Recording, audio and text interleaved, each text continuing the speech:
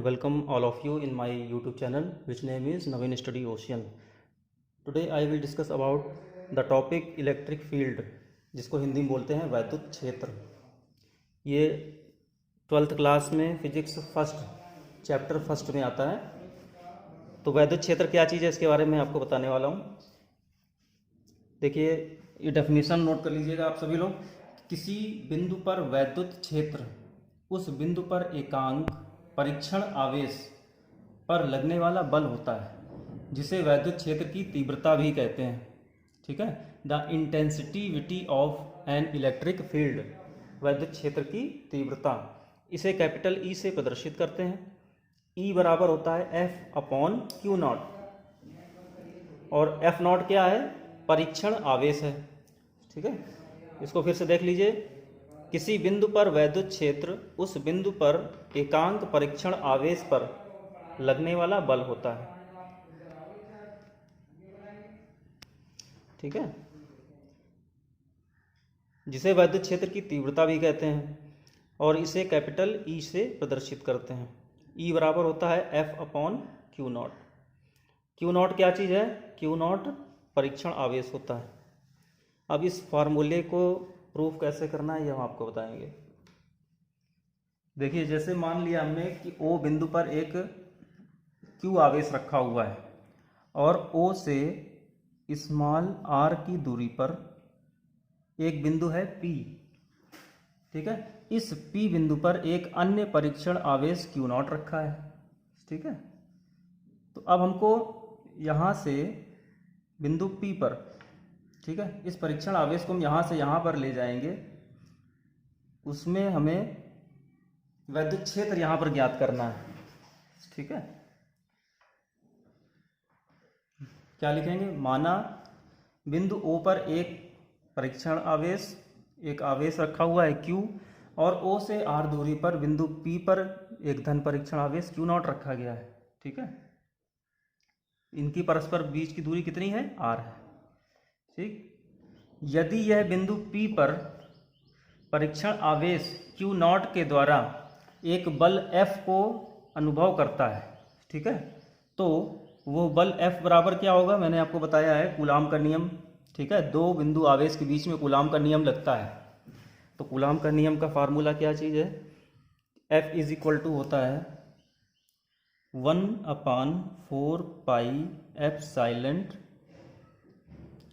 के into Q1 और Q2 बटे R स्क्वायर।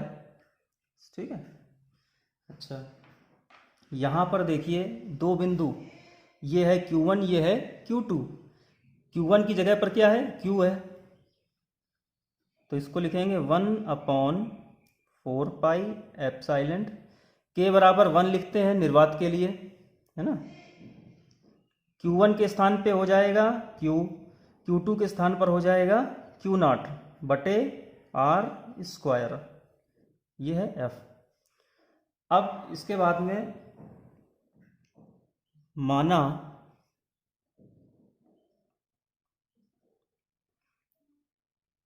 बिंदु P पर,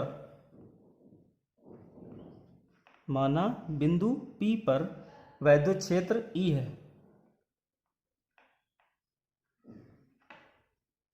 वैद्युत क्षेत्र कैपिटल E है। तो देखो E बराबर क्या होता है? F अपॉन E बराबर F अपॉन Q नॉट। ठीक है, तो अब क्या हो जाएगा? E बराबर, इधर देखिए, इसमें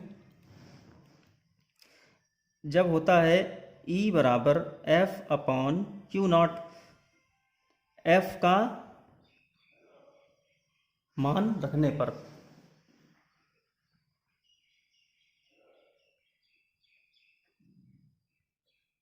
ठीक है, इसमें हम F की वैल्यू रखेंगे। तो ये हो जाएगा E बराबर F की वैल्यू क्या है? 1/4 pi epsilon Q not upon R square. ठीक है, और बटे में क्या है? Q नॉट है, तो ये Q नॉट भी यहाँ पर ही तो आएगा, इंटू 1/Q नॉट। ये क्यू नॉट और क्यू नॉट कैंसिल हो जाएगा, ठीक है। तो अब क्या चीज़ शेष रह जाएगी, capital E is equal to, capital E बराबर, ये वैल्यू आएगी 1/4 पाई एप्सिलॉन इंटू Q/R², ठीक है, न्यूटन प्रति कूलाम। ये फार्मूला है, इसी को सिद्ध करना था। एक बार फिर से देख लो,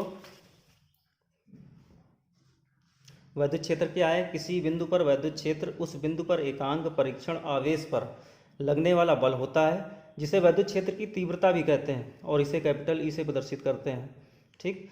फिर E बराबर F/Q0 होता है। E क्या है, वैद्युत क्षेत्र है, F क्या है, बल है दो आवेशों के बीच लगने वाला, ठीक है, Q0 क्या है, परीक्षण आवेश है, ठीक। अब इसको कैसे लिखोगे कि माना एक Q आवेश बिंदु O पर रखा हुआ है, O से R दूरी पर एक अन्य बिंदु P है, ठीक है। माना इस बिंदु पर एक धन परीक्षण आवेश Q0 रखा है, जिस पर बिंदु P पर इस आवेश के कारण, किसके कारण, Q0 के कारण, यह एक बल F का अनुभव करता है। तो हम जानते हैं कि कूलाम का नियम क्या होता है, F बराबर 1/4 पाई एप्सिलॉन K, ठीक है। कूलाम के नियम के अनुसार, ठीक है, ये कूलाम का नियम है।